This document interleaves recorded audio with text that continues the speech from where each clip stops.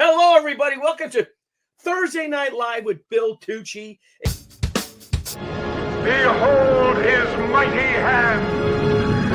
Tucci gang, Tucci gang, Tucci gang, Tucci gang, Tucci gang, Tucci gang, Tucci gang. Just want to manage expectations.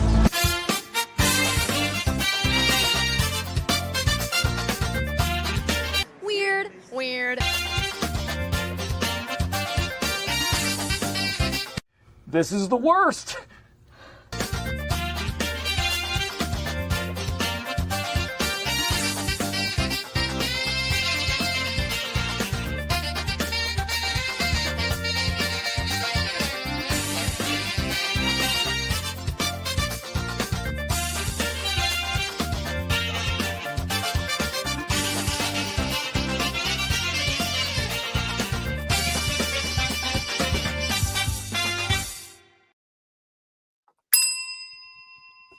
Ding goes the bell. What's up, gentlemen? What is up? Just remembering the 146th anniversary of the Battle of Rorke's Drift.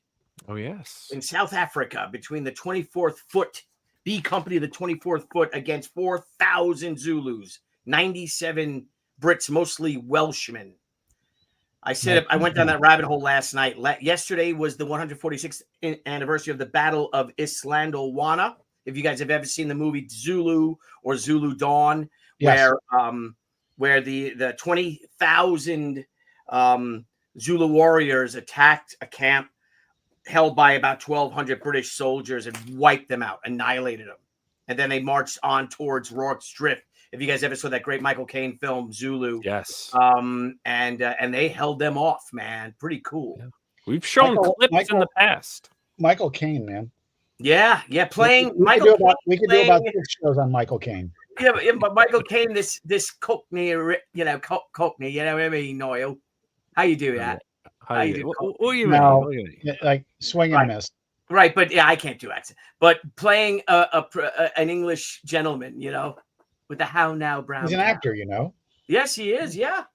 Anyway, guys, welcome everybody. Marcus Killigrew just called me insane. Daniel Russell, Scott Phillips, TJ James is in the house. TJ James is in the house. Man, TJ James is I love back. you, TJ James. Freezing his butt off, I'm sure, down there. Ara Galanian, the Armenian Knight. Welcome, brother. James Sanchez. I had a great time in Albuquerque with James, Deborah, and I. With James Sanchez, Dan Fraga, Stephen Peros. What fun we had. My goodness, the food. TJ asked an excellent question already. No. Come on, Billy. You can lead. When I'm on this PC. The PCs are too slow for me. Wait a minute. If JC is here, how long until Billy goes on a walkabout? Well, I got to get some water. Yeah, I just leave. But guys, without further ado, let's get to the task at hand. Absolutely. Very special guest, longtime friend, someone I've had the privilege of knowing for over 30 years. Terry was an old pro at San Diego Comic-Con in 1994 when Deborah and I first met him and his beautiful wife Robin, and they all kind of took us in. They kind of accepted us.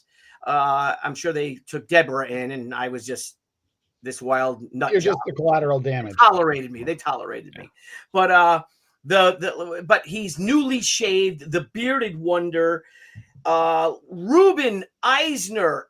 Inkwell, Inkpot, Harvey Award winner, my friend, our friend, the incredibly talented and indefatigable Texas Terry Moore. That is the best intro ever. Thank you. Thank you.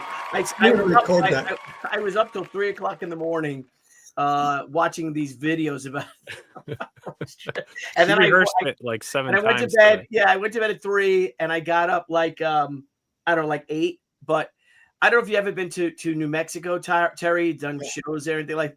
Well, first of all, you're mile high, right? And then jet lag, and doing it. We had a convention, the Albuquerque Comic-Con, which is a fantastic show. Eating a lot of great food, staying out way too late. And I think it just but I'm still jet lagged. I'm still on that time, you know. Yeah, yeah. So Yeah, you're thank- jet lagged from Central Time. Get real. all right, then you do it, Mike. Forgot legendary Legendary Terry Terry Moore. Moore. There you go. Oh, So well, Terry, you just shaved. You said, yeah. you know, you're looking good. I got a question. What do you think of my beard? It's unusual. Is it It's different. teen? I like the way you're kind of like, yeah. You know what? It's actually kind of a Tony Stark shape, isn't it? It is. Yeah. Yeah. Well, I'm only going to have it for 1 week longer because Deb and I are going to a Gatsby fundraiser for a friend, a son of a friend of ours. And I'm going to get a shave and a haircut, and I'm going to get an Errol Flynn mustache. Oh, nice. Very nice. Yes, and Don't I got to encourage wear. him, Terry. wear You need it. a little mascara though, just like brush it on. Oh no, I just highlight it. I Come bought just for men a light brown hair dye.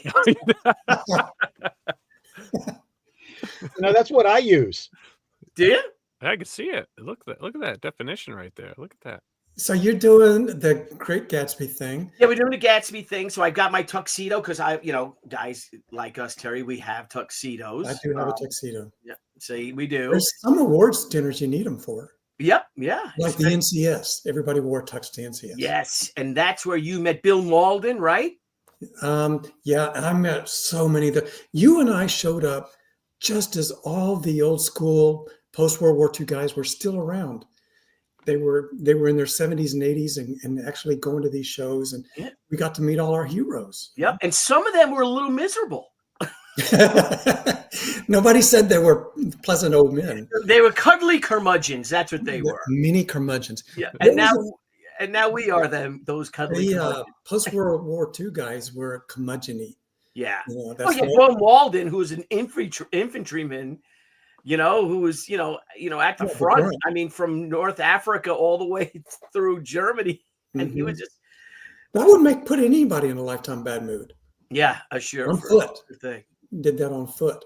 And editors as well. And what's the thing? JC, do you know the from the Night Stalker about the what Kolchak wrote about his editor? Do you guys remember that line? Tony Vincenzo. No, played by but he Tim Oakland. yeah, but he said the newspaper man is the loneliest man in the business, blah blah blah, and he says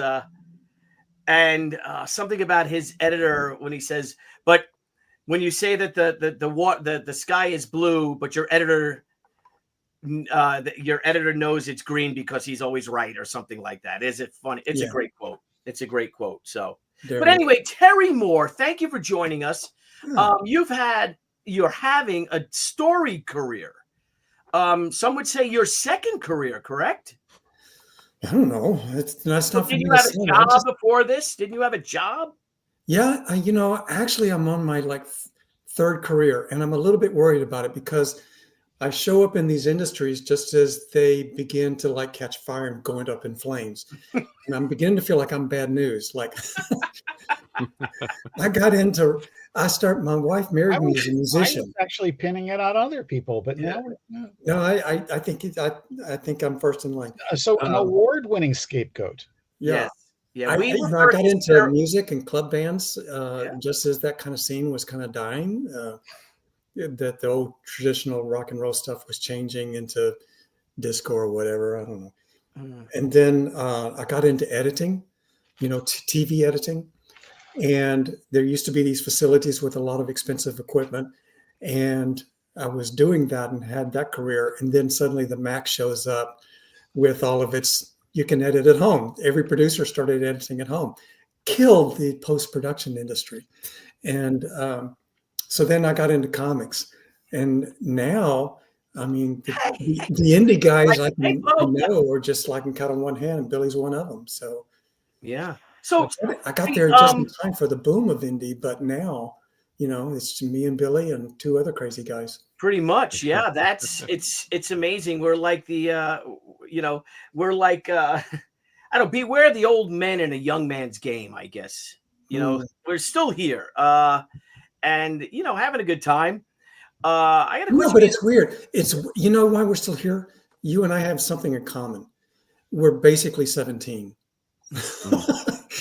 You are a 17-year-old and a grown ass man. Yeah. And when I'm sitting down to write, I'm an old man that knows 200 years of American history, and I pull from all of it, all the pop culture, everything. But when I sit down to draw, I'm a 17-year-old getting his yayas out. I want to punch somebody through the wall and show it and everything, I think Billy may be the same way. Yeah, I am. But I have a question to you. When you draw, right? Yeah, I mean, we draw and JC's writing is scripting the newest Shi book, She Gatecrasher.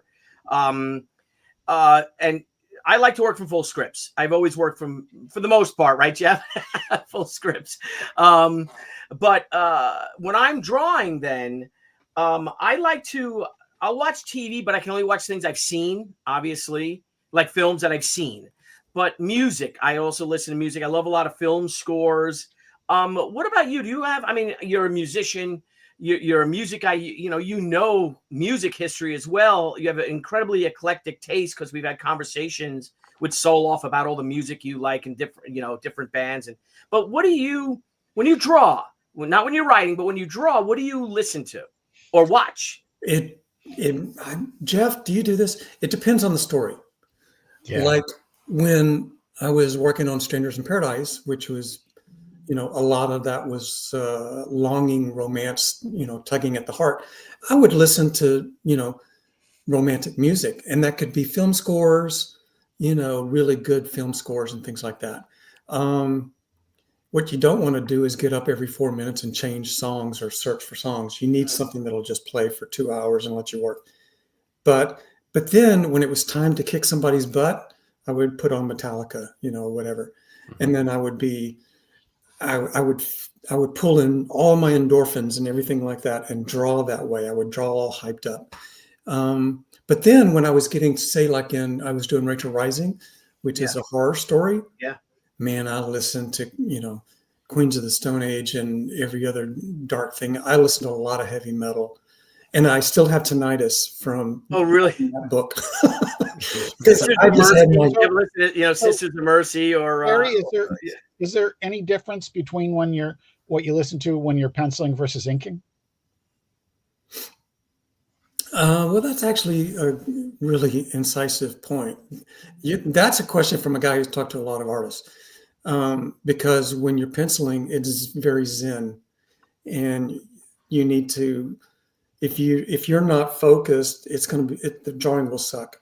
And if you're too hyped up or over caffeinated, you're going to have a hard time getting your hand to calm down, and that's not right. You can do better.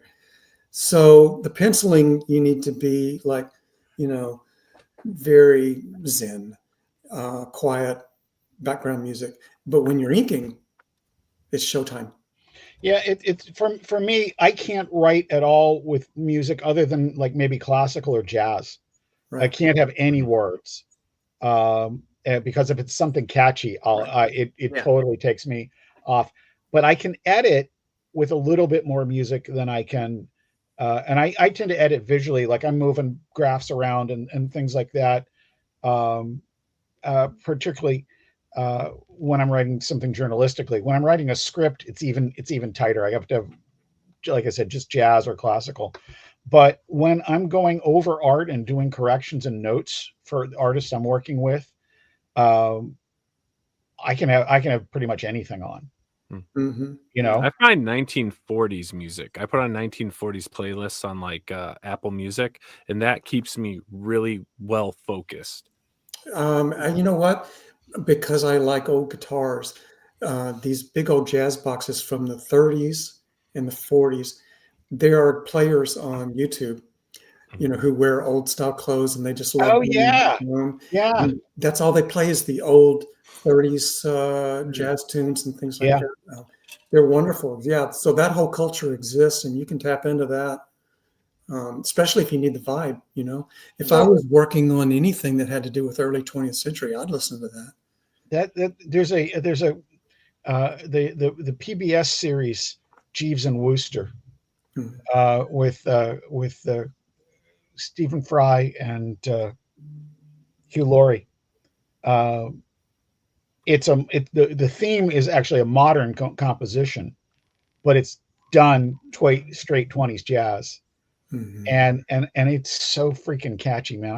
I could listen to that on a little bit of a loop when I'm trying to do some dialogue. Have you ever got hooked on a show and you realize that maybe 40% of the reason why you really like the show is because the theme song is so great Yeah, and it makes the whole setting seem wonderful? I think Sopranos is like that, and Outlander for me. Both of them are like that for me. Sopranos is a great example, and not a music style that I particularly like, but it's totally freaking appropriate for it. It had everything to do with me giving the show the benefit of the doubt. Flip it the other direction. Of course, I'm talking about the great Henry Mancini, but Peter Gunn. Okay. You know. Hey, bro, it's my bro. What's up, Vinny? And Music matters.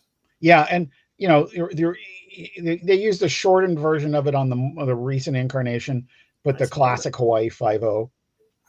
You know, I mean, it and the opening montage just really set the stage. And now that, you know, TV shows have like little jingles basically, and then they go straight to the show because of advertising revenue. Some of that's really missing. You know, some of the cable shows and streaming shows still have great openings. But Downton Abbey is another one that comes to mind. Oh, yeah. 1923. Yeah. I really like 1923. I love that show. Real quick, guys, if I could just interrupt you, because in case Al has to bounce out, I just want to ask where I can buy the comics I lost in the fire. Oh, Al, I'm so sorry about that. You lost the things in the fire. If you go to billytucci.com, we have a bunch of books on our website. But if you just contact us, it says contact us. That's my email. That'll go to me, and I'll see your email and I'll answer you. So just do that. If you got to bounce, I understand completely. When it comes to music with me, and we'll finish this up so we can move into the into about Terry with the development of Strangers in Paradise, or What If, is I wrote the entire Shi treatment to Shi Way of the Warrior #1 through 12 with the Tomo stories in it. It's like 10 pages or so through Kotaro's Kojiki 1990. But I had it on a tape, on a cassette tape, and I listened to it backwards. I listened to side B first. I didn't even realize it when I first did it. And it just, so if you listen to Kojiki's, Kotaro's Kojiki, if you listen to it backwards, B side first, you'll see the all what I was thinking with the Shi story. I listened to a lot of Kotaro when I was doing Strangers in Paradise, drum heavy stuff, and I like a lot of Japanese composers. Yeah, both the film score guys and jazz guys. So to segue into Strangers in Paradise, Terry, did you make a conscious decision? Hey, I'm going to do comics now after the previous career. Yeah, I did. Ever since I was a kid, probably exactly like everybody else that is interested in comics. Antarctic Press one. That was my very first one right there. I'd love to see one of them in the wild, see a real one though. Here's one in the studio. Look how you're treating it. I know, but this one's mine. So you have 36 pages. I have that book. 36 pages. Yeah. That was a big one. I know. I didn't know any better. I thought, that I didn't realize that I didn't have to draw the entire issue by myself, but I did. No, I had come from comic strips, and I had tried during the 80s when I was, a young man, I was trying to get into comic strips, and they kind of started going away. At that point, you would come into still having Calvin and Bloom County and things like that.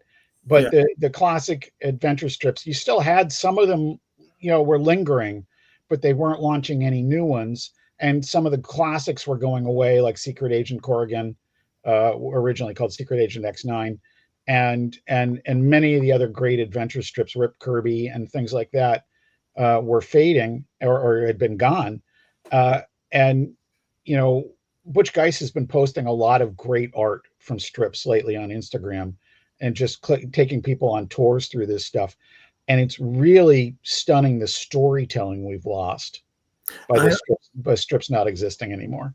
I love what Butch is posting. And if you look at any given panel from an old story strip, you've got a big panel, and then you compare that to a Calvin Hobbes, which is a little square.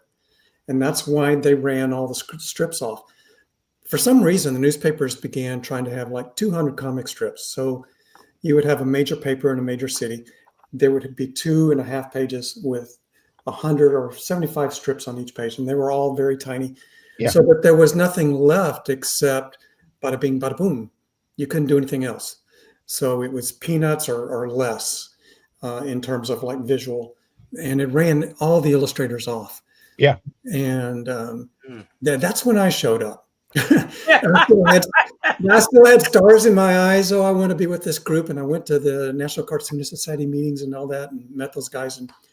But it was another culture. It was from another time. These guys were from the 70s and things like that. It wasn't my generation. And I realized that real fast. And so I thought, what am I going to do? So I had these strips, all these characters.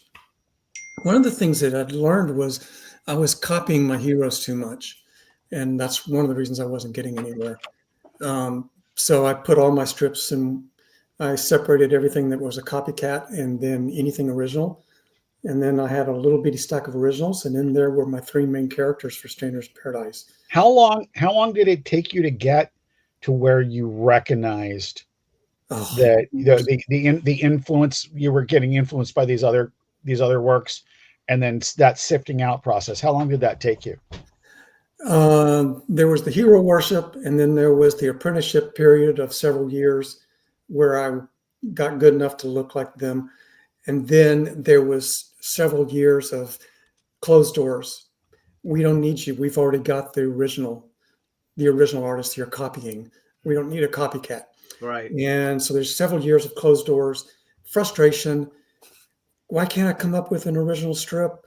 And then you have this epiphany night where you think, screw it. Let's just put it all out in front of you. Anything that looks like somebody you love, throw it away.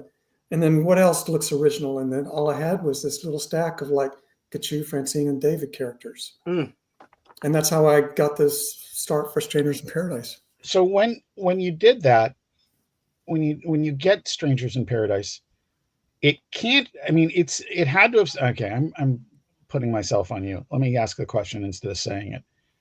Were you concerned with the commercial aspect of it, or was it just the story you had to tell?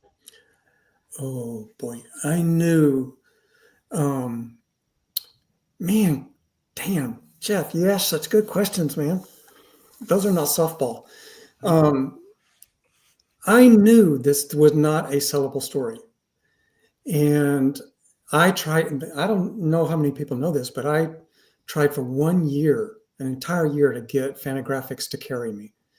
And really? I didn't know that. So did you actually get to speak to Gary himself? No, it was all to Kim. Yeah. Remember Kim? Yeah. Yeah.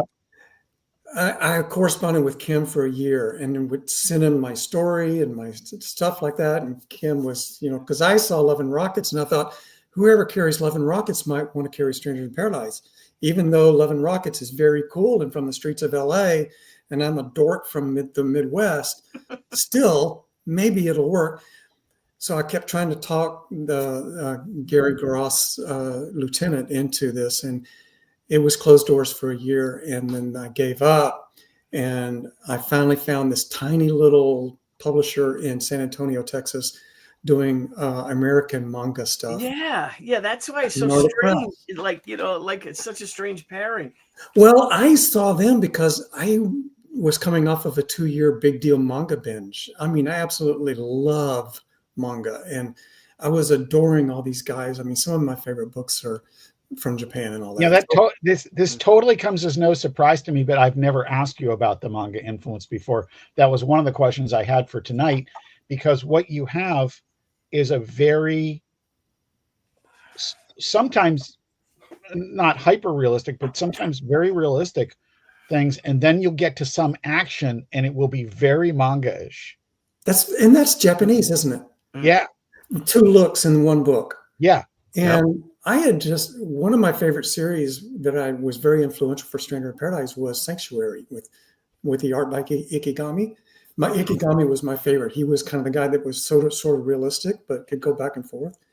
But Sanctuary had these two brothers, one in the law enforcement and one in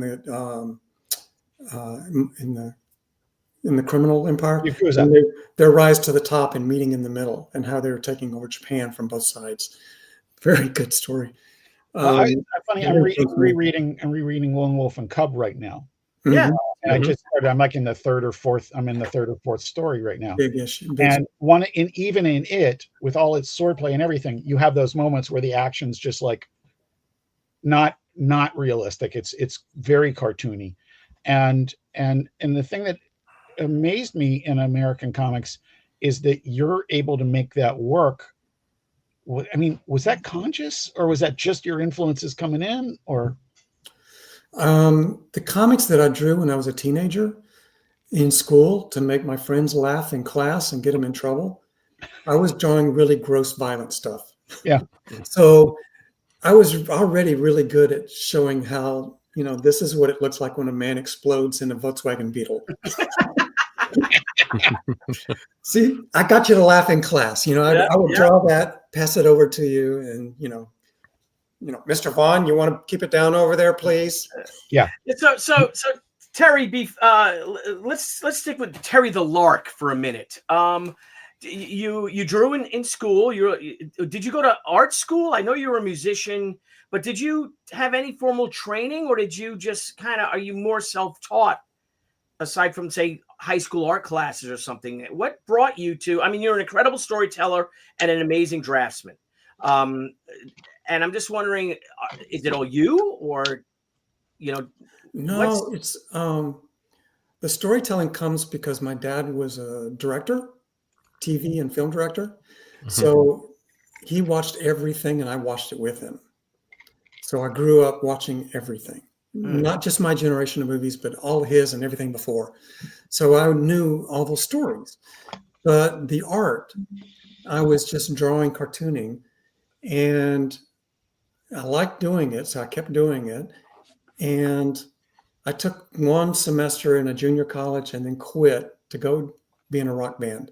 And that's what I was going to do. I was going to be in a rock band, and that was the only goal I had in life. Is that the famous Terry and the Pirates band from Galveston bar days? Yeah, the one with those 19 albums that you bought. Yes. Our only customer. Thank you. Welcome. You still listen to them. So anyway, I was playing in rock bands in Dallas and getting nowhere because, again, lesson learning, we were a copy band, no originals. Right. And if you're a copy band, a bar band has no future. And we found it. And so I was looking for a way out. Okay, I need a job. My mom, who had always supported me, she paid $300 for me to go take a 13-week course, one lesson a week, in a local cartoonist who was retired Disney animator. His name was Dick Ruhl, R-U-H-L. And he had been there back in the old days, when they were drawing pages flip by hand and all that. So he knew the old school way, and he had actually known Walt Disney and been one of those guys. He wasn't a major name. You can't find him in a Disney book, but he was there. And so I'm living in Dallas, and I start taking this course, and I love it. And Dick is the one who showed us all here's what it looks like when somebody who knows what they're doing draws a circle, draws a duck, draws the landscape. Here's how you ink it. Here's how you use a brush. Here's how you clean it. I mean, every practical thing you needed to know. And when I finished that one, I was so grateful to that man and to my mom. I mean, she got me out of the cesspool of the clubs. And once I had that, I didn't go to work right away in art. I'm not ready for anything. But I went to edit as an editor for my dad's TV stuff and edited for 10 years. And every night I'm drawing. I'm not playing guitar anymore. Now I'm just drawing.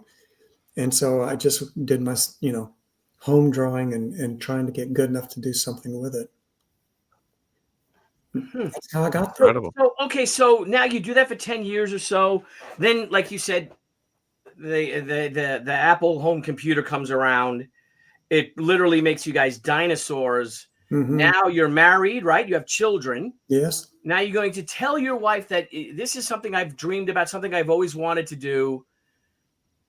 And you decide to go forward with this book, Strangers in Paradise. Let's just go with that because we'll move into to what if. You go with the small publisher. They published 3 issues, I think. Was it 3 by Antarctic, right? 3 issues and a trade paperback. Their first trade paperback ever. Okay. Oh, wow. Wow. And then after that, you decide, I think we can do this on our own. I didn't decide. The numbers decided for me. It was obvious because by the time I show up in comics, I'm 30 something, and I don't want a hobby. I want a career. I'm like a grown ass man, and I'm determined. And this is my last chance. This is the last thing I know how to do. So I'm very determined, just like you were, Billy. You and I were both very hungry in the beginning, and. So I did 3 issues and a trade. And the money I got for those 3 issues in the trade was $1,800. Oh. And I thought, that's not a career, that's a hobby. Yeah. And so I'm looking straight at Jeff Smith and everybody else that's self-published. Yeah, because you're out in 93, right? So Jeff came out in early 93, I think. So you see the success of what they're doing at Cartoon Books, what Jeff and Vijay are doing. And you're with another publisher. Had David Lapham hit with Stray Bullets yet at that point? Not quite yet, like maybe a year later. Yeah. He was big. Big. I follow him on Blue Sky. So when we get to that point, you're like, unlike any other successful comic book that I'm reading at that point, it's got its own flavor. It on the surface is not a thing that's going to grab me, and yet I end up finding out that it's going to be one of my favorite reads. And then you decide to go your self-publishing route. Was that just the finances, or was it the combination of finances and I really want to try this before I give up? The only way I was going to have a future in comics is if I could live off of it. Yeah. Because my career day job was dying. What else am I going to do? So self-publishing, I was very interested in it because I noticed that I was hearing just as much about like 3 or 4 self-publishers as I was about the guys at Marvel. They were enjoying just as much success and just as much press. So finally, one of them that I'm following and reading, Jeff Smith, he comes into town, does a signing at my local store, Bedrock City Comics. And I go meet him, nice guy. And I'm friends with the owner. They let me go to dinner. Oh, and cool. At dinner, I am pumping Jeff. How does it work? How do you do it? How does it work? How do you do it? What about the publishers? Because there were like 19 distributors at the time. How do you do the stores? How do you do all this? Jeff just super honest, told me everything. He answered every question he could. And I went home to Robin and I said, I think we can do it. It makes sense. They have a real business plan. The support system is there. There's distributors, there's retailers, and there's shows. I see the path. Let's try it. And we did, and it worked. So among those 17 or 1,700 distributors that there were in those days, the one that comes to my mind is Styx. Oh yeah, Canada. And as it turned out, they needed an interview to go with your solicitation. And you and I had been working on an interview. And that interview ends up being both of our first published interviews. I have that tear sheet in my safe book. That's cool. Do you really? Now, Billy, Nile, I want to tell you. This is for Terry. This is for Abstract Studios. Now Yeah, you're going for the Antarctic Press one. He's going his own way doing that. and we did what I think, I still look at it, and I still think it was a cool interview.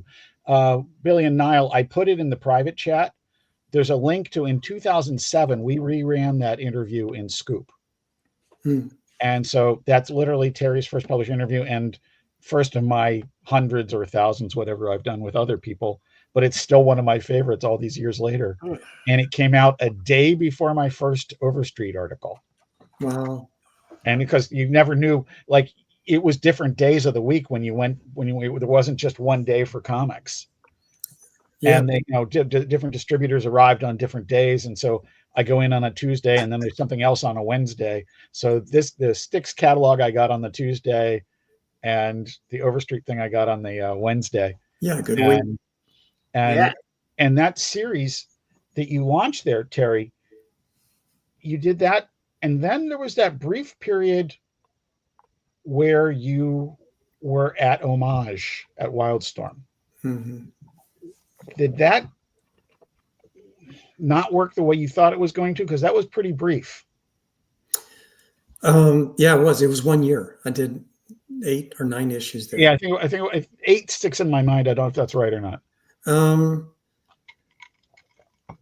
Okay, well, it's all about the business. So, like, I upfront told you, Antarctic Press, my entire income for three comics in a trade was $1,800. That's for a year's work. And then when I did my very first self-published issue, my income was $10,000. Yeah. And now that's Billy Tucci money. Oh yeah. I had similar money with our first book, but I had made like $6,000 a year before doing freelance work. So I was 6 months behind my rent. I mean, I had no money, and I just basically, my enthusiasm was contagious, and I had all these people help me out, and like, yeah, okay, Fred Pierce at Diamond. I told Jeff this story. I've told people, that he came along. He was, when I went to a local printer called Comic Color.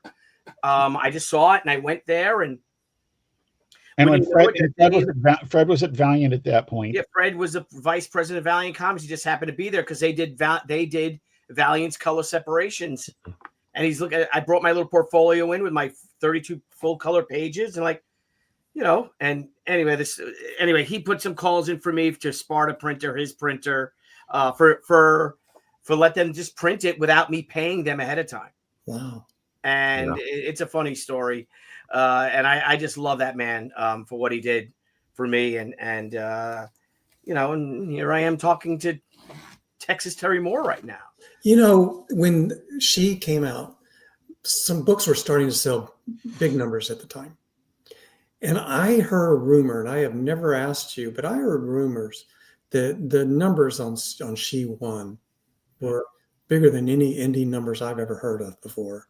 Yeah, well, okay, so I'll tell you this story. So I basically had Heroes World, Diamond, and Capital City. I had met these partners in Manhattan, and I basically was a glorified secretary for them because they wanted me to draw the book at their like this advertising, whatever it was, this biz. I don't even know what the hell they did. And yeah, anyway, so it was a big thing when it came time to pay for the advertising for She at a Diamond. It was, and now here I'm writing the letter, like an introductory letter. Debbie wrote it, actually. Deborah Steffens, marketing director of marketing, Crusade Comics. Me in my 1-bedroom apartment, but we made a nice, package, and I had the Manhattan company in New York. These guys who were like my partners. Anywho, the ads come out. We get a bunch of numbers, and the numbers look good. I basically said, we're this new exciting publisher out of Manhattan, New York. And it was just me, But it looks so slick and professional from our side. Yeah. So the thing is, so then it comes time to pay the bill, and they don't have the money to pay the advertising bill for Diamond Comics. And Diamond is holding my numbers. They won't give me the numbers for the book. I have my Capital City numbers, my Heroes World numbers.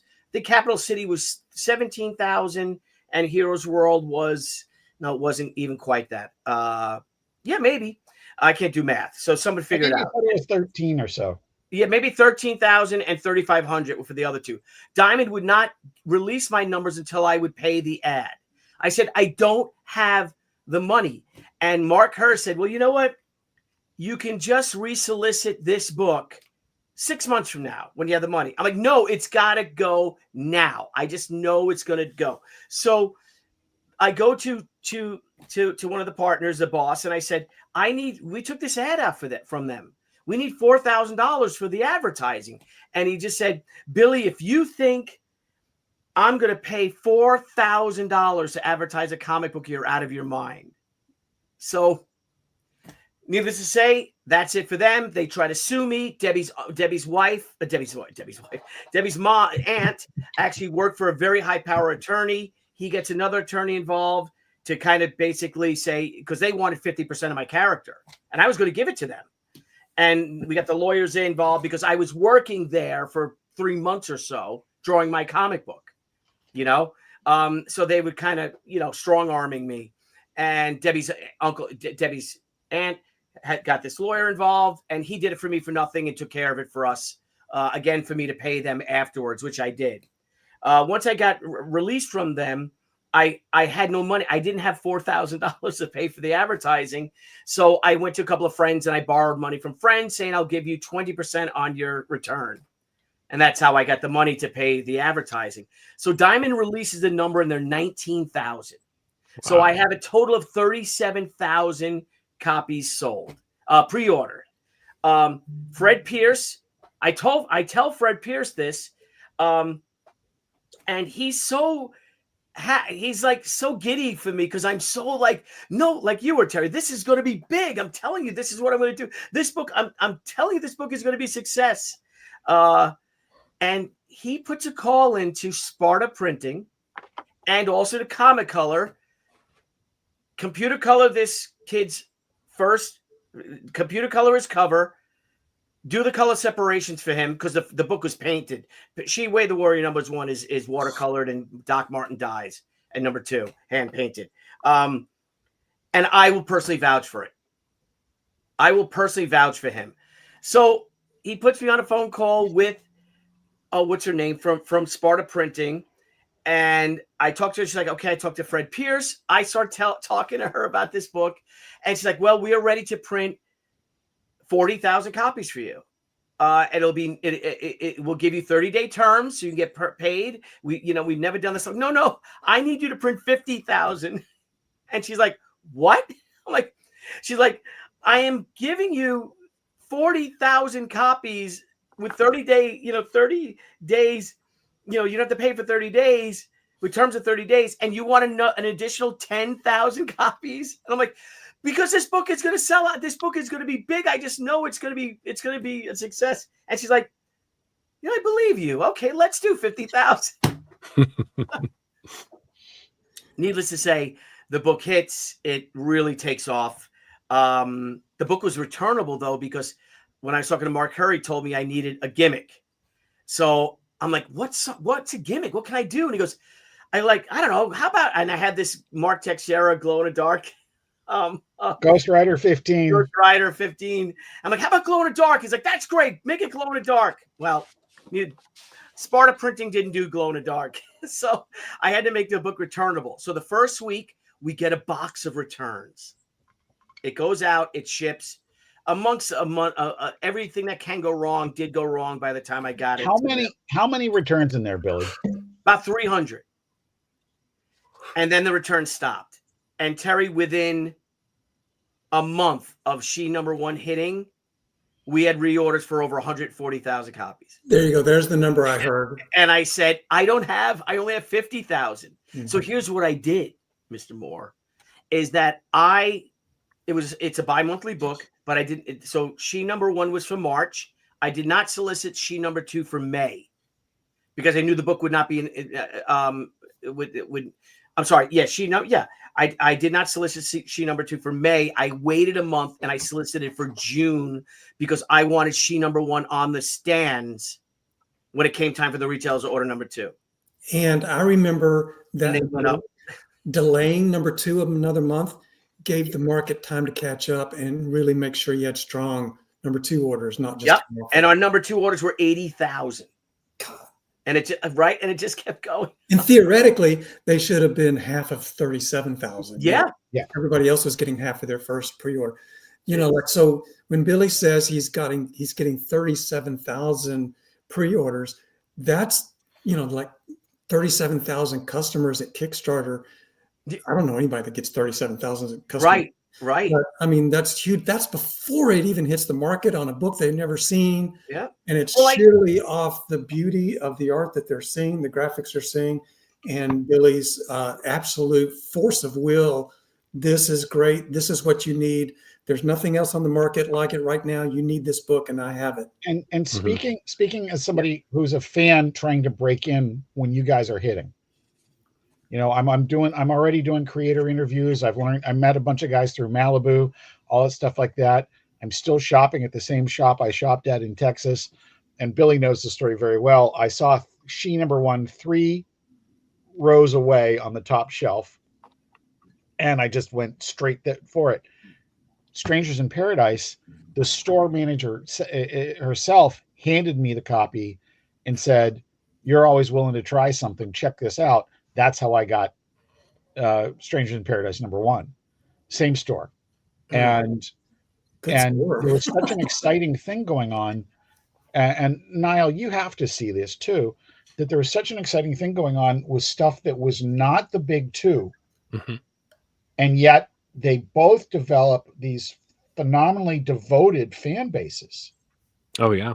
Yeah. I remember seeing She #1 at Card Castle, 1994. I remember it. I was 10 years old.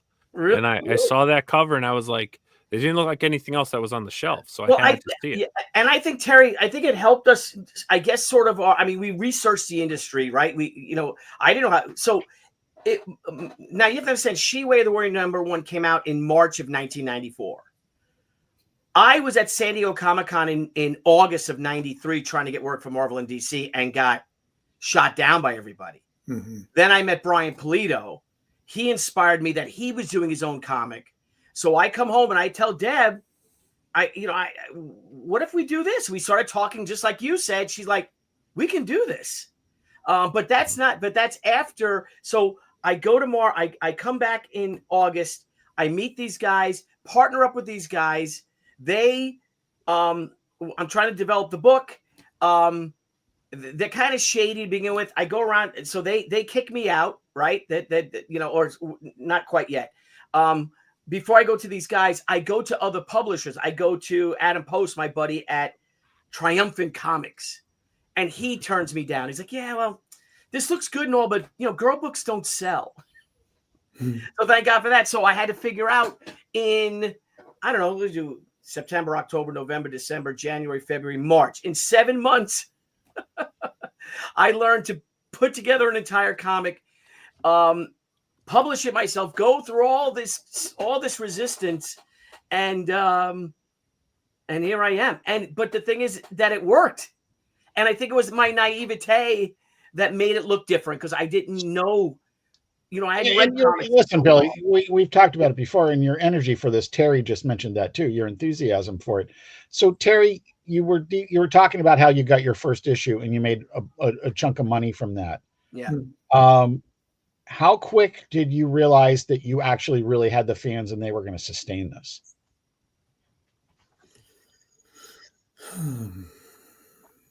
Was it a fan letter or something? Did you get do you remember your first fan letter? And how long did that come out after the first comic came out or so? I started getting fan letters after the first issue. And back then you would, it's not in this one because it's issue 1, but issue 2s and on, we had a letter page back then. Yeah. That's before the internet really. And so, yeah, there were letter pages and you got letters in the PO box. And so I got that, and I would get maybe 1 or 2 a month or whatever. Really, it wasn't fan letters. It was more like going to shows the next year. Oh. And then people coming up to the table and saying, I read your book. And it was so weird because when I was showing people I'd show people my cartoon strips. Oh, look here, I drew something, a little funny thing. and people go, "Oh, that's cute," and then they dismiss you. But when Stranger in Paradise came out, they would look you in the eye and they go, "I read that and it resonated with me," and you're going, "Whoa, that's different." And so you kind of know, okay, I think I have found the right path to walk here. So don't screw it up. I actually was Terry and I were at a store signing, Maida's store in Colorado Springs, Colorado. And I mean, we were all well established by then. I think it was 99 or 2000. We were doing books. We had done a bunch of books by then. But I remember this couple came. I don't know if they were a couple of brother and sister, and how they just cried when they met you, and how their mom or someone. I was right next to you, and I was kind of in the conversation too, a little about that they had passed away from cancer, and how your books helped them, or their mother or their sister loved the book so much, and were big fans, and it was one of the most moving things I've ever seen. And you hugged them, these strangers, and it was amazing because that's the power of art, That's something you created, Terry Moore, in your studio. 3 years later, 4 years, 3 years earlier, 4 years earlier, 6 months earlier, because it's a very solitary, existence we do when we're creating. And that goes halfway across the country and the world and touches someone in such a way that it's life-changing. And it's that's freaking art. I'd like to echo that. I'd like to echo that question, because what you guys do, even in this internet age, your main work is not in front of people. It's the final version that people see out there, and you're not there when they see it. And this question really for both of you guys, but we'll start with Terry. What's it like when you find that connection? And I know from talking to other Strangers fans that you have definitely affected people in that way. And Billy, I've seen people come up to you with their ink, with really cool, with stuff on it, and then talk about committed fans, right? But Terry, what's that experience like? It's a little bit like being a novelist, where it doesn't matter when the book was written. It just matters when somebody found it and read it. That's the great thing about a book. It will wait for you. So maybe I made the book the year you were born and now you just found it, or maybe you read it the year it came out. Doesn't matter. If you're writing about just people and relationships, whether it's domestic or heroic, it doesn't matter what decade or what century it was written in. It's still, people are people. We haven't changed. The more I learned about people that lived 200 years ago, I'm thinking, damn, they were exactly like us. Yeah. It didn't change. We didn't evolve and turn into something we weren't. Anyway, when you write a story you try to reflect stuff that you see around you, and say something that, you're trying to leave footprints that are useful to the next person that finds those footprints when you're writing. Don't just write bullshit, and don't copy your favorite movie story and just, copycat crap. Dig into your heart and write about something that moves you. Write something you want to read. And then there's always going to be somebody else that wants to read it. And Billy and I both did that. I think that's absolutely what I was just going to say. Is I think you guys both achieved that. Billy, I've seen you when people come up with the ink, but you've still got people coming up, and we had somebody in the chat earlier just said thank you for creating these characters, and when they resonate with something, what's that like? Well, the thing is that these people changed our lives. And I thank them for that. Someone buys an omnibus. I'm like, oh, thank you for buying our dinner. Because it's very expensive in this city. It's an amazing, moving feeling. And for me, there's no better feeling. And exactly 100% of what Terry said, though.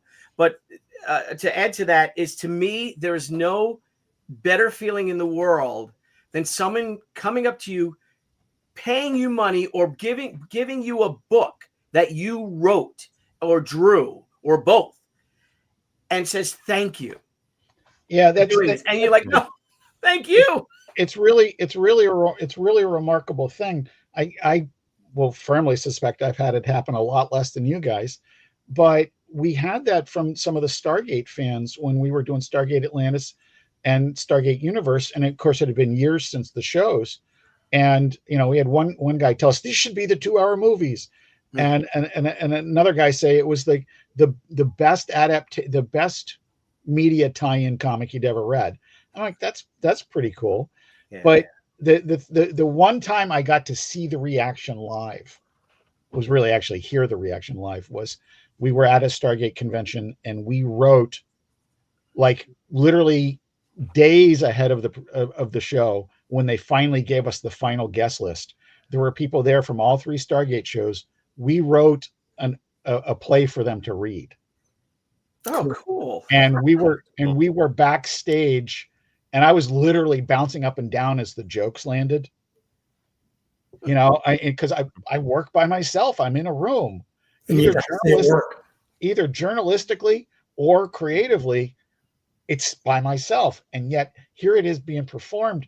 And it was like the most amazing feeling. Cool. Yeah. So Terry, let's go into the realm of what if. Let's go into an alternate universe now. If Strangers in Paradise wasn't the direction you went in, was there another one you were toying with at the time where you wanted to maybe bring that to publication? Ooh, good question. You know what? There really and truly was. Yes. The answer is yes. Thank you. There was a story I had been working on since I was like 17. When I was 17, I had this dream, and it really stuck with me. And it was kind of like foggy, and it had a kind of romantic overtone, and it had this guy at the center of it. And I started writing songs about it, and I started drawing pictures of this guy climbing the mountains and all this stuff that I had in my mind. And so it was a big thing, and it was kind of like my story that I kept to myself for years and years and years.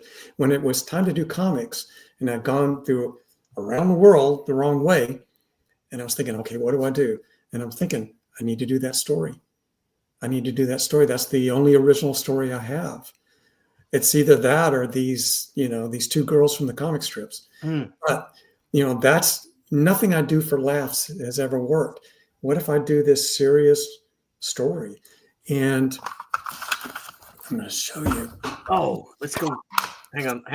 Wait. There you go. Thank you. Look at that. Yeah. The Winter Chronicles. Trilogy? Yeah. And actually that was the second title, but I actually drew this long before I ever got into comics. Wow.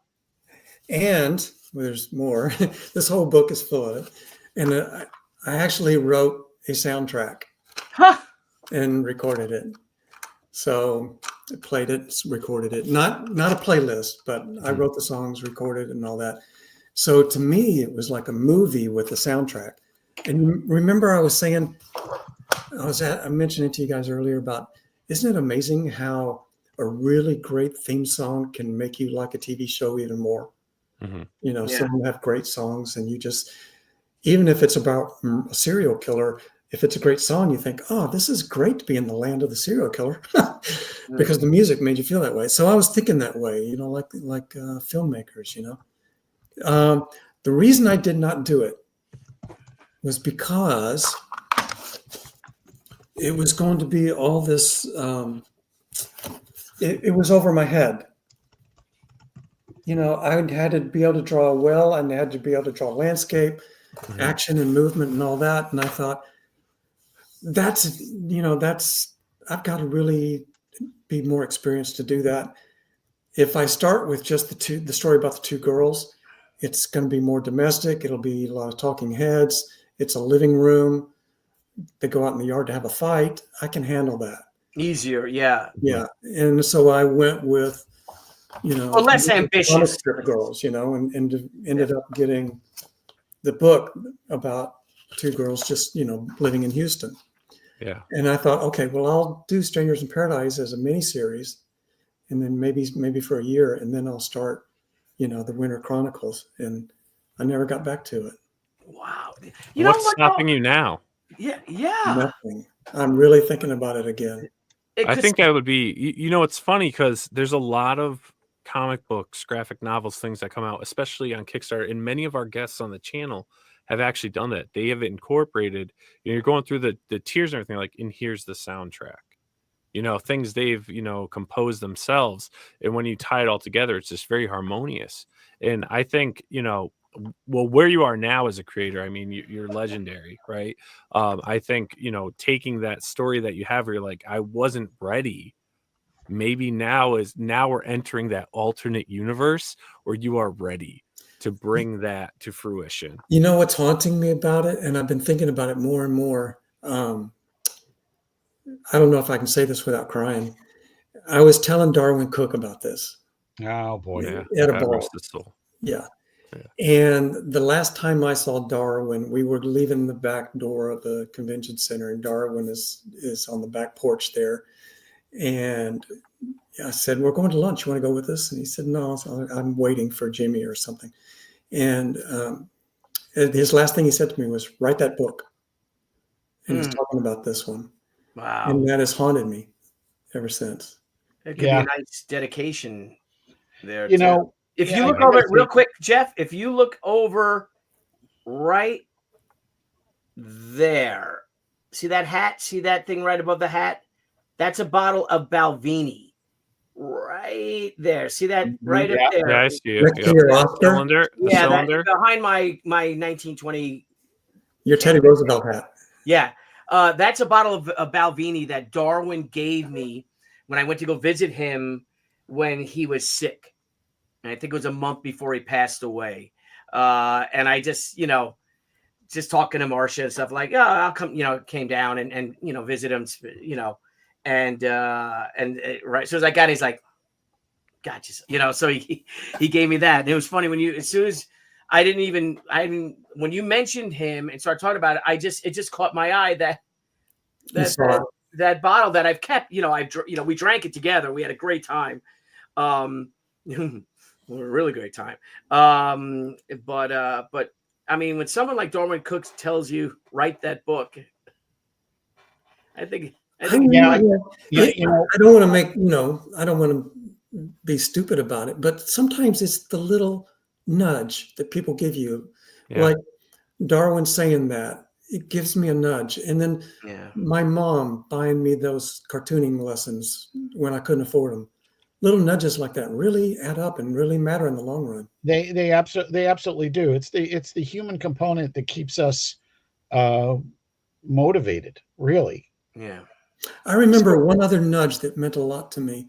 Brian Hibbs. Mm-hmm. Surly.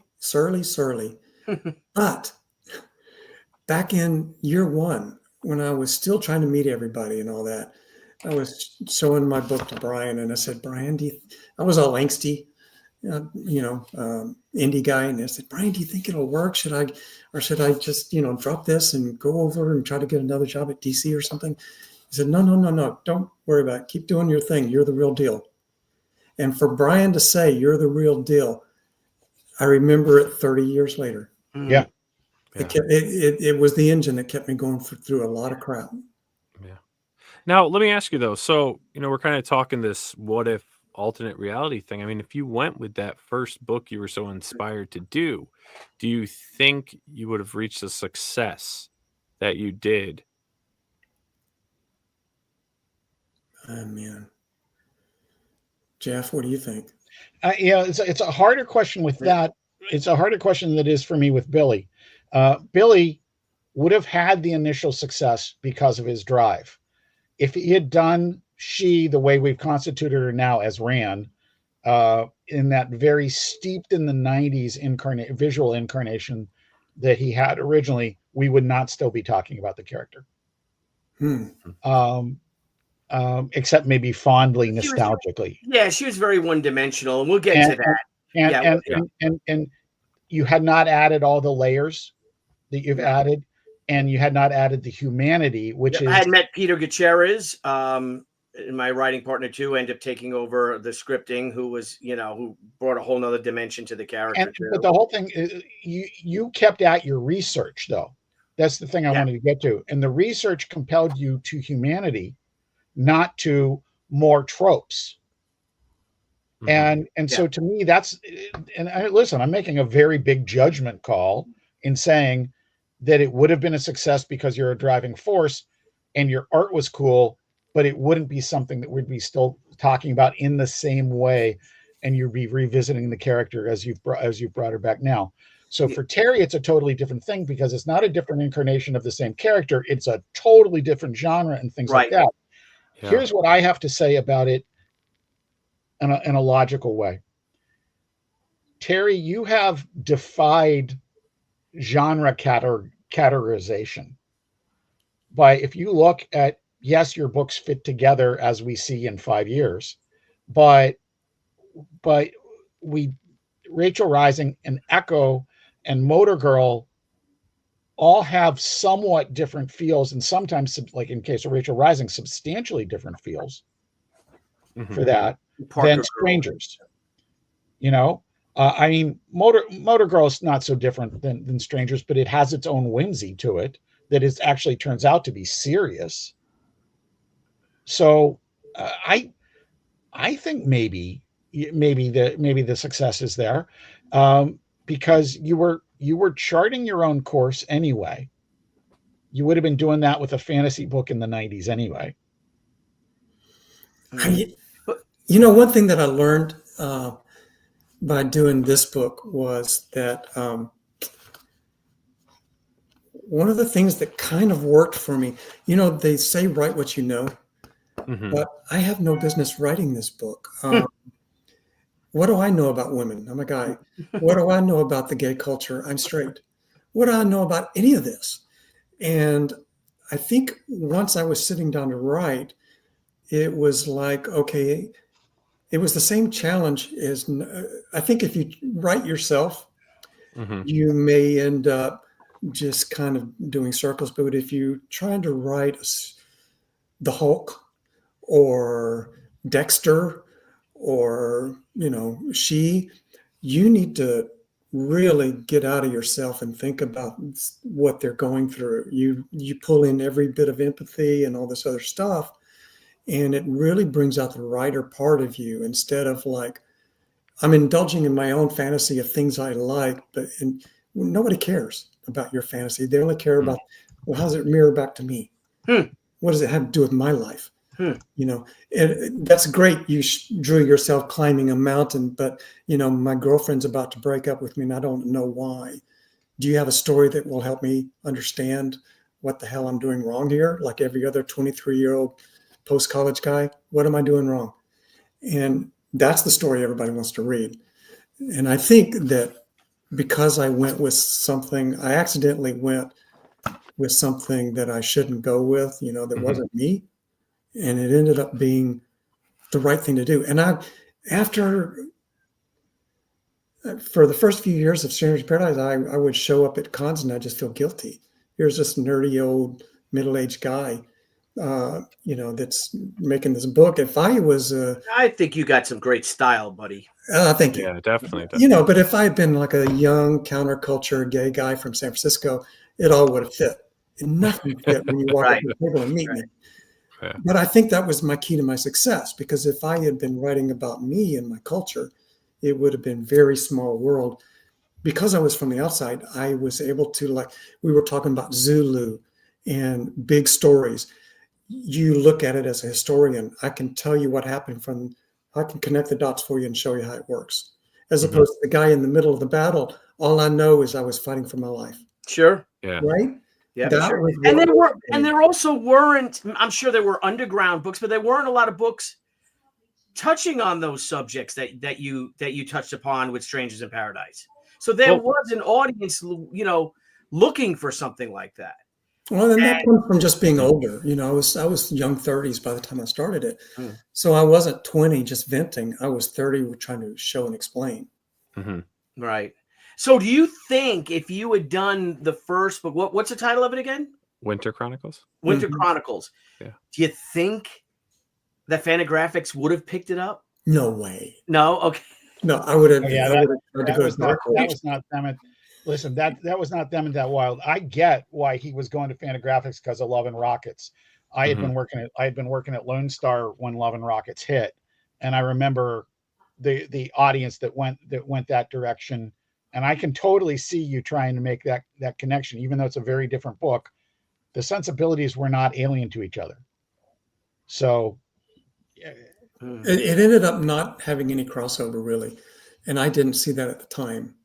And so it wasn't until I got into the book that I realized, oh no, this isn't like that at all. This is a totally different thing. It's kind of like Beatles and Stones. Yeah. See, what I like to think about is what would the comics industry be like if you didn't do Strangers in Paradise first?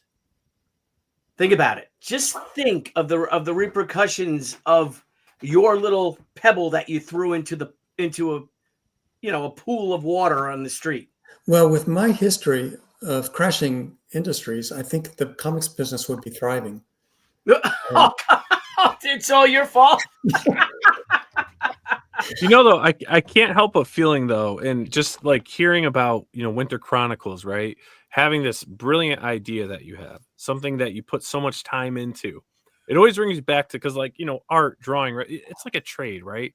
Carpenters, things like that. When you're learning to be a carpenter, you start learning to build bookshelves. That's the easiest thing. That's what they teach you. But you have a vision of what you want to build. You want to build that perfect house, that thing that you can do. And it takes time to build that skill. And I think Darwin was right. I think you've mastered your trade. I think you've, built that skill now where you can take that vision and dust that off the shelf. And I really, this is my ADHD hyperfixation right now, but I think you should really look at that story again and take what you've learned and what you've crafted and build that mansion for all to see. Because it's Winter Chronicle, just looking at the image, just something very refreshing about it. Even though it's, you've had it for so long, there's something that's gravitating me towards it. I really think you should focus and bring it to Kickstarter, bring it out, get it off your chest, get it out there, man. There's no reason for you to be insecure at this point in your. No, I think your art is brilliant. Your writing is brilliant. You can capture a reader well, where you're forgetting for a moment that you're not in the reality that we're in. And I don't know, just something. I don't know why I'm getting goosebumps. There's something just about the name Winter Chronicles. I'm very intrigued. And I think you're to the point of where you described where you felt you were at to where you are now, where it's foolish not to do it. That's why when you guys were telling me about, what if we did a chat about this? I was thinking, geez, man, like the problem is this is my drawing hand now. It's all shot. So thank you, man. I appreciate it.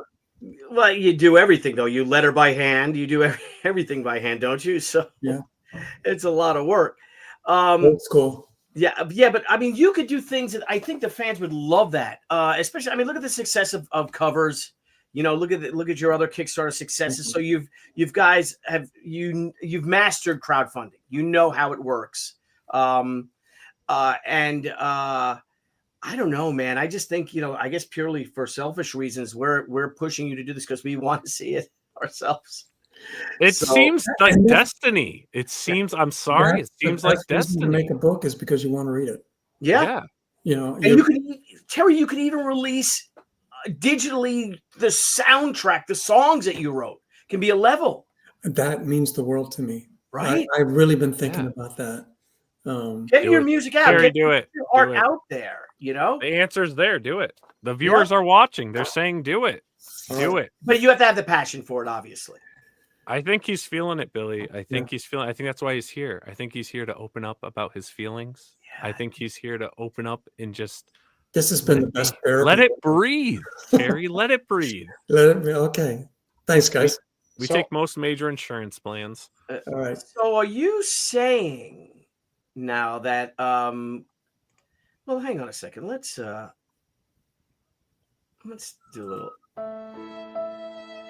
Terry, you think about this Winter Chronicle, a story you've had since, like I said, as a mere lark of a young man playing dirty old clubs in Dallas, Texas.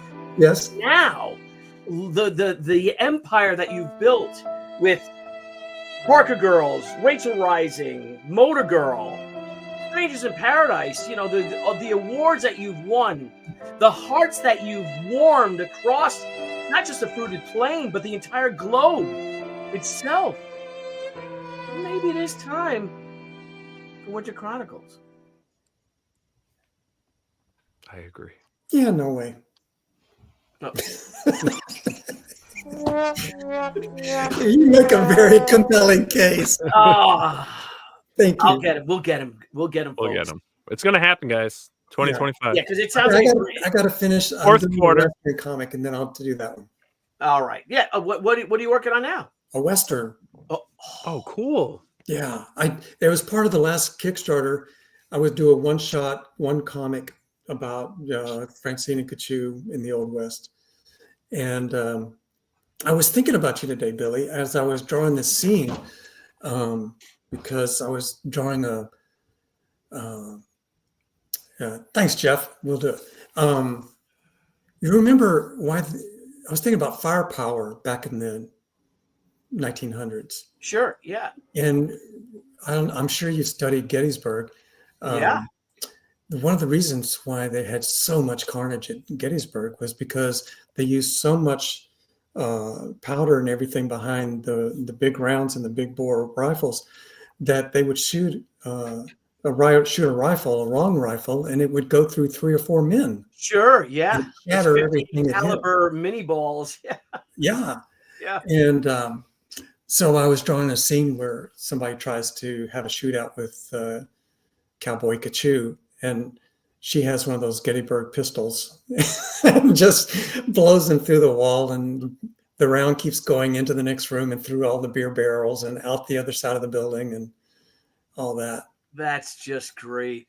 Yeah. So this is a one shot, is it? Yeah, just a one shot. And is how many pages is this? 20 pages of story, 24-page comic, or maybe 32 if I put some sketches and stuff. Great. When the campaign's over, it was hugely successful. Yeah. Thank goodness. It looks, what a great idea too, to do all your amazing art of all your covers. You hit over 140,000 backers. Not too shabby. You know what, Billy, you're in the same boat here. We put out all those comics over the last 30 years. They're all out of print, and people today are just getting them as omnibuses or digital. Yeah. They'll never see those covers. They're long gone. You collect them all into a book and let somebody today see them for the first time. Yeah, I got to tell you, I think I want to do that as well. Now, is this any of your Marvel stuff too, or is it just your abstract stuff? My self-published series. Okay. I didn't get into all my work for hire and all that. That's a whole other world, because I don't want to have to ask permission. Yeah. Right. I mean, you might be able to get away if it's the black and white art. Right. Your original pencils or inks or something like that. Yeah. But look at that. We're up there. All right. It's well done. So when do you think, and we got you over an hour and almost an hour and 20 minutes. I told you we'd go an hour. I'm sorry. When do you guys think you'll be able to fulfill covers and the Cowboy Kachu one shot? And then what is next? I'm not going to say it. This is looking really, really good. Yes. I think we would love Winter Chronicles. I think everybody would love. I hope that. Yeah, I'm going to really think about that. But yeah, we're expecting the books like tomorrow. Wow. We pushed really hard. We got to the printer the same day that the Kickstarter closed. We placed our order with the printer and got that started. And so we should get the books like in the next day or two. And we have our warehouse space ready for them. But we're not fulfilling for another like 6 or 7 weeks, I think, or 8 weeks. and I've actually got to finish the book. 'Cause this book ships with it. You know, can I show you this one? Yeah. Yeah. So this is Mr. William Bonney having a temper tantrum moment with Sheriff Pat Garrett, who looks an awful lot like Billy Gibbons. Billy Gibbons. And then he turns around and shoots the man who got him in front of the judge, and then turns to shoot Kachu. No, I don't think so. That didn't work. That didn't work out too well Yeah. for him. So the loose stuff there. And you look at Billy the Kid, William Bonney, and he's like one of the national symbols of New Mexico. I know. His portrait is everywhere. In our hotel, there was a 10 foot high. And I'm like, what do you think Billy the Kid how do you think he'd react if he came back today? You know, and if he woke up in 2025 and saw this at the hotel. And when I was a little boy watching Westerns, Billy the Kid, there were songs about him, there were movies about him. I thought he was cool, just as cool as James Dean or something, or whatever, and then you grow up and you start reading history and you go, oh, wait a minute, he was a little dick. Yeah. Yeah. I mean, when I was in probably 5th grade, we had a parade in school in the town. So I don't know what parade it was. It was, whatever. And we all dressed like great Americans. And I was Custer. Oh, man. I could see that. When you're a kid, you're thinking of Errol Flynn with their boots on, and he's trying to make peace between the Sioux and the white man. Yeah, exactly. It's like Gunga Din. If you ever watch Gunga Din, you've got what's his name? What's Archie's name? Not Gregory Peck. What's his name? Judy. What's that actor? Oh, yeah, Cary Grant. Cary Grant, Wallace Beery, and Douglas Fairbanks Jr. And they have these great, ne'er-do-well, hop-along, wonderful, hysterical British soldiers, and then they're being invaded by these evil Indians, and it's like they're the invaders. These Indians are freedom fighters fighting for their country, fighting for their lives. Yeah, and you're cheering. Watching Hollywood movies is the worst history lesson in the world. Yeah. And then when I grew up and started reading real history books, I never did in school, but when I started reading history as an adult, I was like, okay, let's read about colonial America. I know it was, oh, dear God. Yeah. It's like a wake-up call. Oh, yeah. Geez, that sucked. Yeah. And Department of Commerce says Brady Bunch showed he was a bad guy. Yes, Terry Moore was actually little Peter Brady. Yeah. I went on to infamy. Anyway, Terry, thank you so much. Whatever you choose to do, we'll support you. You always make the right decisions. Of course, as you said, you write what's in your heart, what you and it's up to you write for you. You make a book for yourself, what you want to read, and hopefully, it will be accepted, absorbed by someone else, as you said, took that and how it makes them feel, which you've done incredibly successfully this past 30 plus years. And you're still here, and I'm still here, and Jeff's still here. Yes. And Nile was 4 years old. 10. So, I was 10. Old. So, but there's another reality we have to talk about, and I hope Terry can join us for this, Billy. What's that? There was something before She. Oh yeah, Sarah, if you don't mind sticking around for a minute or so. I would love to hear this. A few minutes. So yeah, let's talk about what if this was the cover? Yeah, that was on the shelves in 1994. Right. So what we have here, guys, this is the book that is the art was going to be the cover of my new comic. At the time, she had the red circle over her eye. It was She. But I had created, Terry, in college. This character is 1990. So you see a lot of that stuff's going on in Marvel. That's the drawing from 1990. It's pastels. It's done with pastels. That is cool. Debbie's like, I remember having a bathing suit top like that. So I just created this ninja type character. And it was called Ran, which meant rebellion, just because I love the Kurosawa film. And that's how she looked. And I remember, and Deb's like, oh, I don't know. She looks kind of slutty, and I'm like, really? No. But my friend, but then the more research I did into the character, my friend Barry Orkin, who colored the first 2 issues of She, hand painted them. One of my best friends since 7th grade, an amazing artist, designer in his own right. He introduced me to the Sohai Warriors, which now Anna is a descendant of them. The Sohai Warriors were the medieval monks of Japan, the Yamabushi mountain monks of medieval Japan. They were warrior monks. Many of them were monks at all. They were just samurai ordained by the priest to build up the ranks of the temples. So anyway, but I learned about this fascinating culture and this fascinating small sect of warriors that people don't really know about in Japan.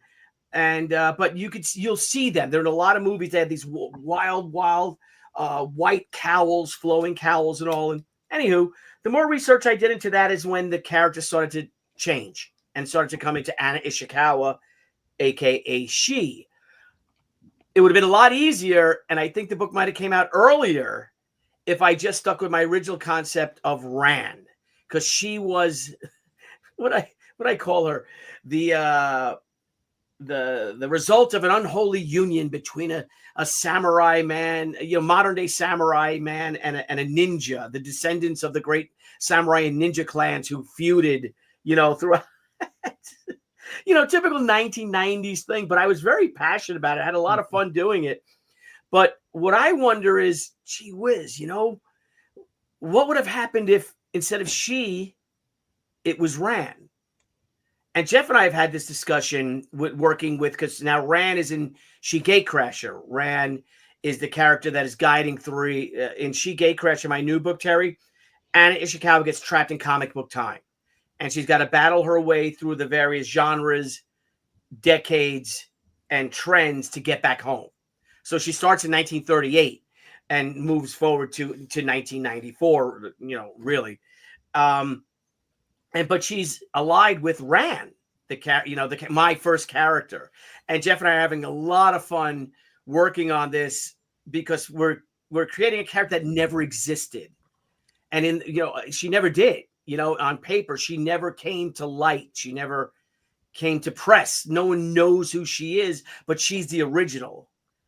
And to me telling Jeff of what my sentiments, what my idea was behind her, and now he's scripting it because we're writing a character that is her own character, is someone completely different than how she became Anna Ishikawa. So, the question begs, what would have Ran have done? And as Jeff was saying, right, she was very that time. Image Comics, right? Very skimpy outfits, young blood like Wildcats, Sylvestris,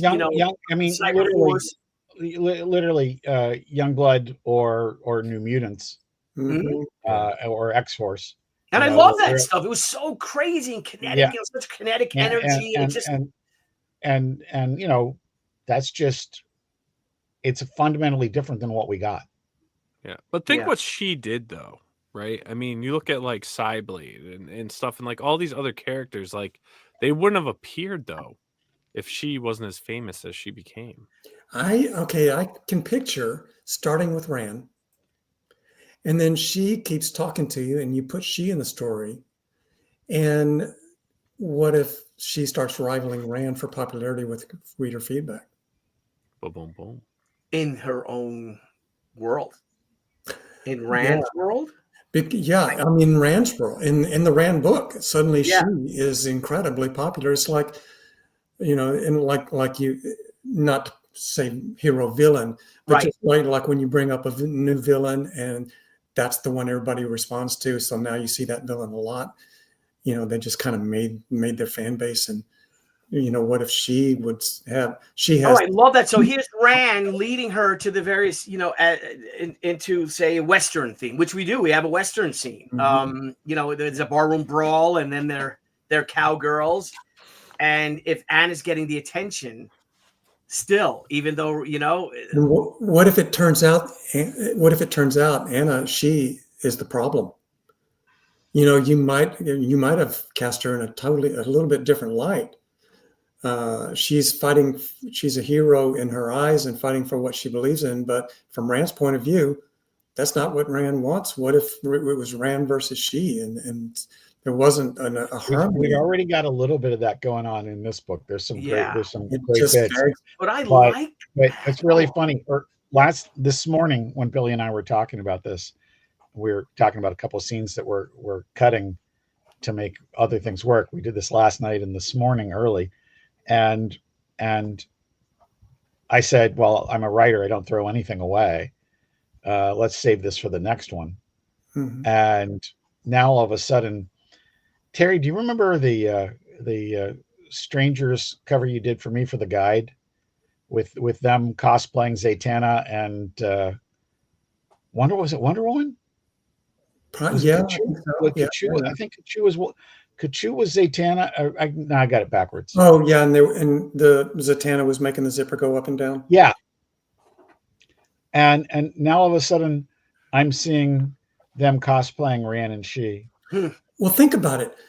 Who can if you have Rand and you build this case for like, okay, basically the Rand is going to get to where she needs to go. She's unstoppable. You need somebody that is capable of stopping her. The only person I can think of is Shi. And instead of faceless troops attacking en masse, it can always come down to one person that is okay.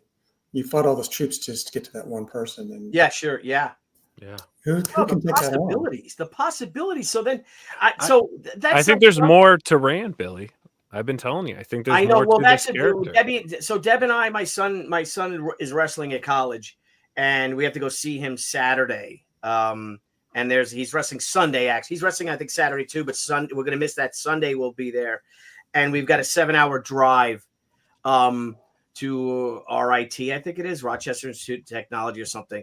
So we're going to talk about that because I have my whole publishing plan, Terry, for 2025 and deep into 2026. So there's supposed to be 2 Shi books and a new IP I'm bringing coming out this year. We're going to launch. But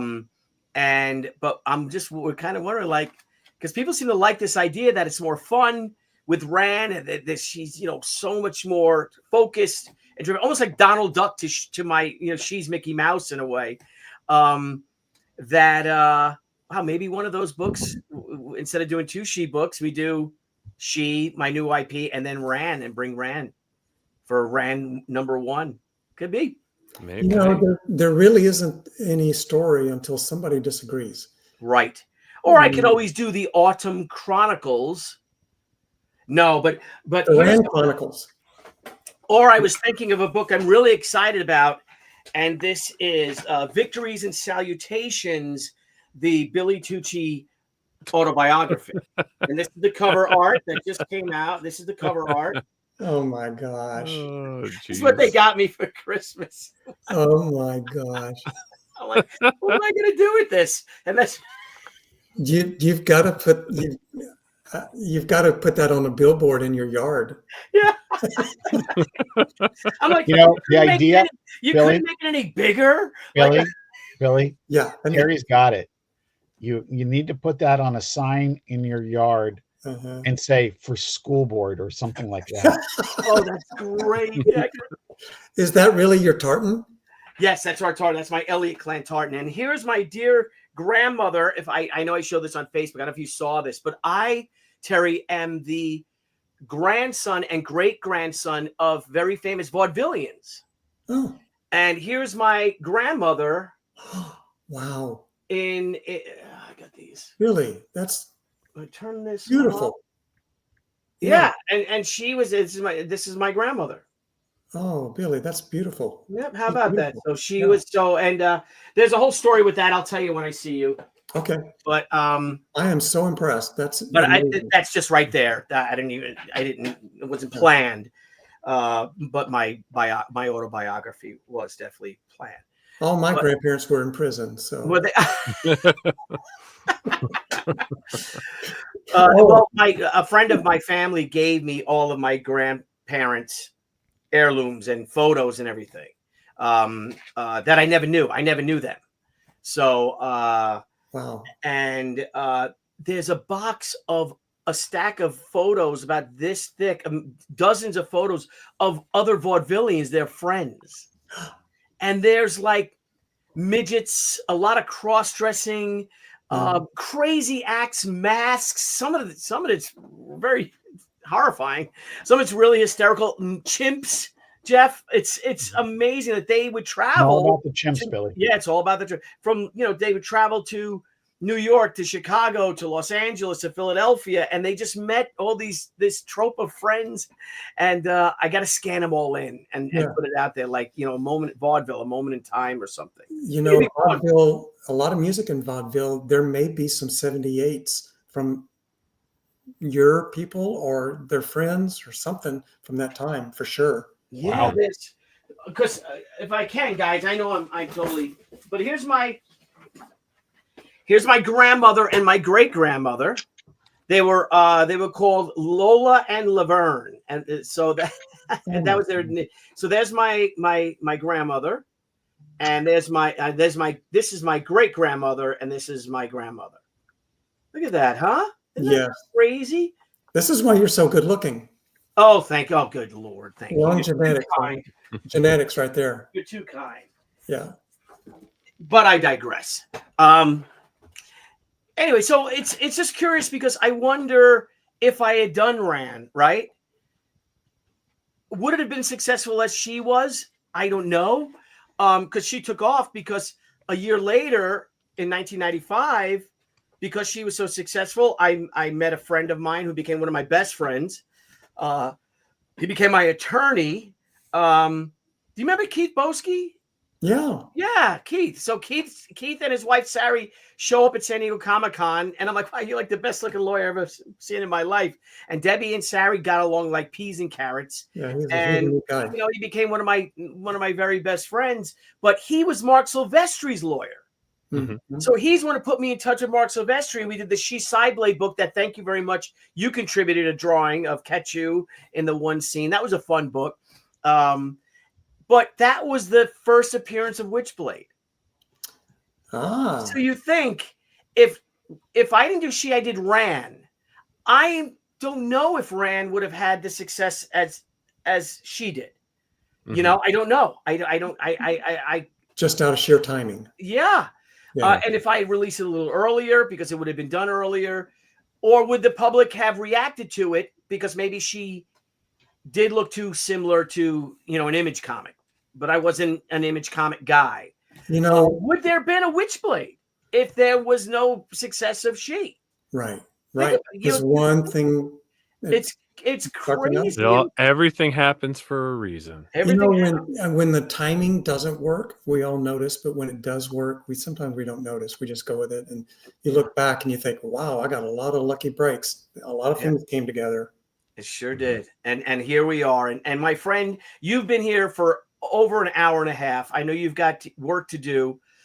So we will leave you. Is there anything you want to say to anyone? Anything you got coming out? Anything you're putting together? What's going on? Any appearances? What's going on with Terry Moore, where they can follow you on social media, etc.? Oh, thanks. I'm on, Instagram and Blue Sky, and a YouTube channel. The big deal is the YouTube channel. And I post an art video every week, 1 or 2 videos. And thank you for the support on the Kickstarters. And I'm going out to some shows this year, like starting with Emerald City. And I know we're going to San Diego. I don't know if we're going to set up. Oh, you are? We will go. Oh, cool. Okay. So, see you there. We need to have lunch and dinner. So, and I will definitely think about, now that you guys have encouraged me about Winter Chronicles, I'm going to definitely seriously look at it. So I think I would love to get that done before I tap out. So that'd be great. Are you any Terry Moore Live? That's the thing you guys do biannually? Biannually, right? You guys do 2 of them? Spring and fall. Usually. Is there one coming up? Is the date of the next one coming up? I don't. We haven't booked it yet, since we're still filling this Kickstarter, and then we're going to look at that. But yeah, we do this weekend thing. It started during COVID when we couldn't go out. We do a weekend thing where we live stream on all those different socials, and then have an art sale, and I try to have a lot of sketches and stuff. But because I'm doing this Western comic, I'm not sketching right now. All right. So I don't know if I'll get the spring one done. Stay tuned on that. Yeah. Terry, just real quick, and we'll let you go. There was a question here by the Department of Comics. I wasn't aware of your Kickstarters. Why not Indiegogo? Have you explored Indiegogo at all? I haven't. I am totally ignorant. Okay, so I'm going to show you something right now, if you can, and then we'll let you go. I want to thank everyone out there in comic book land, in crowdfunding for, is it up? Gatecrasher on Kickstarter. We just crossed $70,000 in our first week. Thank you all so much. Thank you, guys. We have over 900 backers. It's a short campaign. It's only 28 days, 21 days to go. We love you guys. Jeff, thank you. Doing a killer job with it. We're having a lot of fun working on the book together.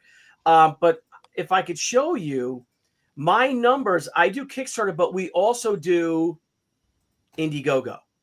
You can do them at the same time? Yes, yes, at the same time.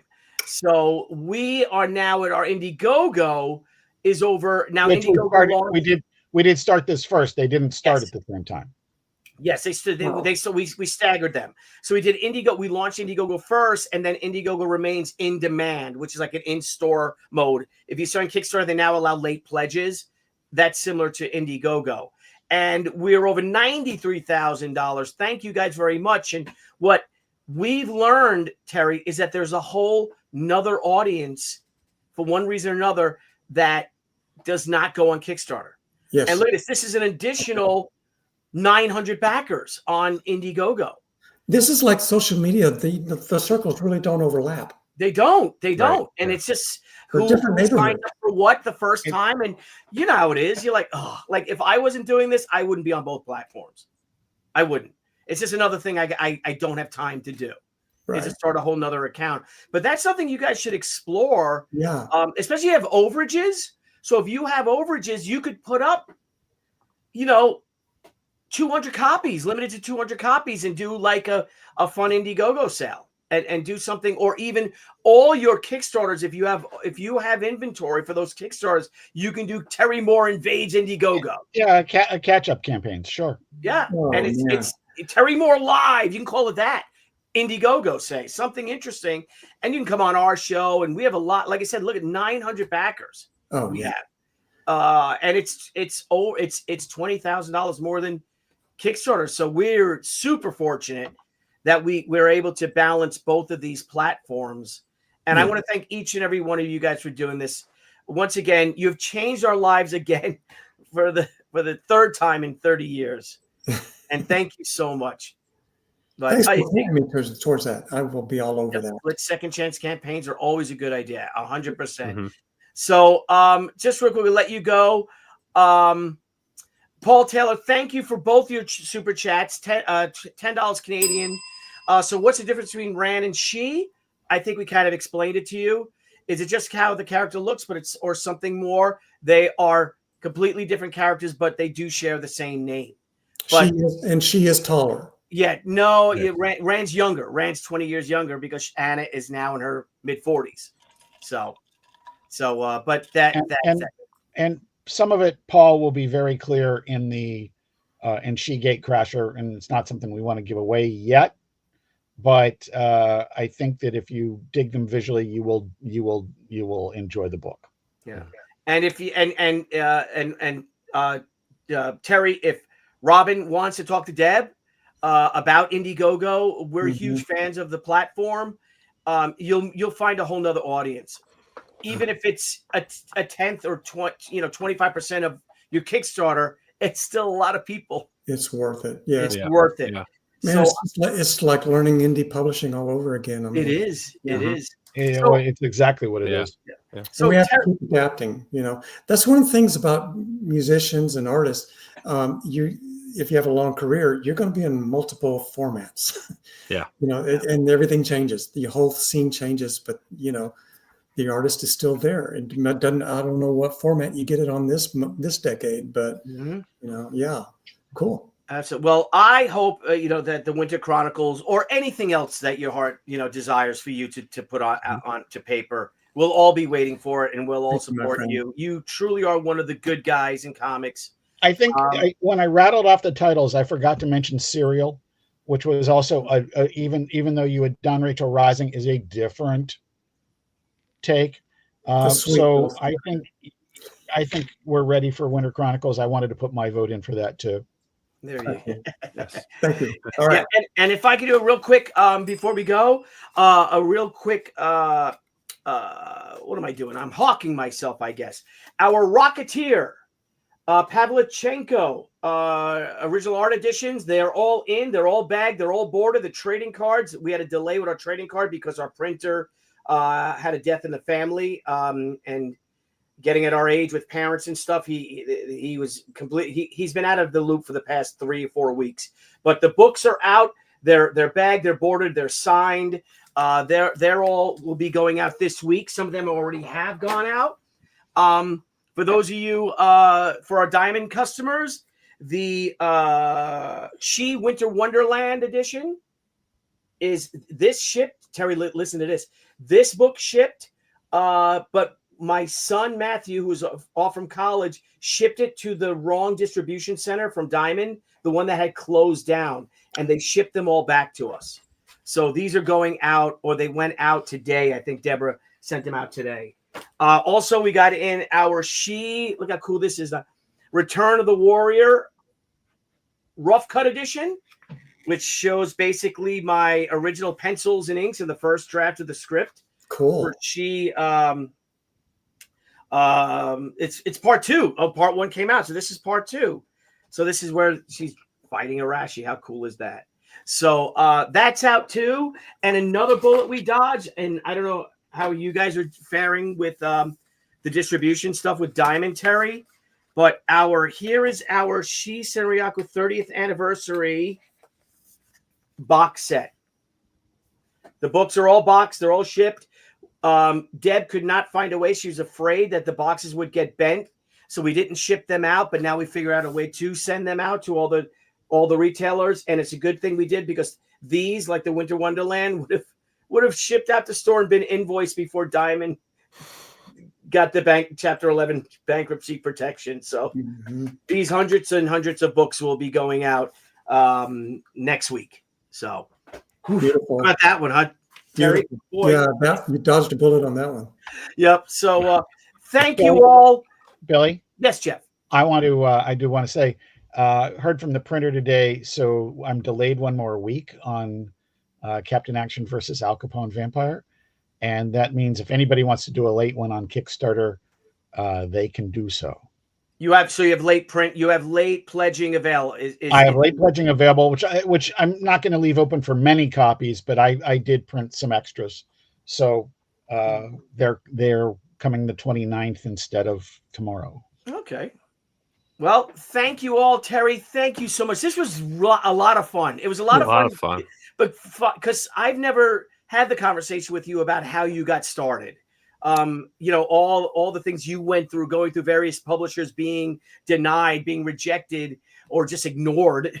And then, look what you did, building this amazing universe that you've built, or 4 different universes, or 5. Is it 5? And hopefully 6, with either the Winter Chronicles or wherever your heart desires to take you. We'll follow you. We will go with you. And thank you, everybody, for joining us. I know we went long. We got 284 people watching right now. Thank you, guys. Please smash the like button. And for those watching tomorrow, like you guys usually do, thank you for joining us. And Terry, thank you. JC, thank you. Nile, good show, bro. Yes, sir. Yes, sir. Click that subscribe button and smash that bell, people. Thank you for having me along for this ride. Terry, it's great to see you, man. Good to see you, Jeff. And for our very first, our very first What If edition, a new series on PopXP. Nice. Thanks, Terry. Bye. Have a good night, everyone. Thanks, Terry. Thanks, JC. See you, Tooch. Yeah. Hey everyone, thank you for joining us on PopXP. If you haven't already, make sure to click that subscribe button and also click the bell for notifications when we go live and we upload some awesome new content. Also, don't forget to head on over to Twitter and follow us at the PopXP and over on Instagram at the PopXP. Thanks again everyone, and we'll see you soon.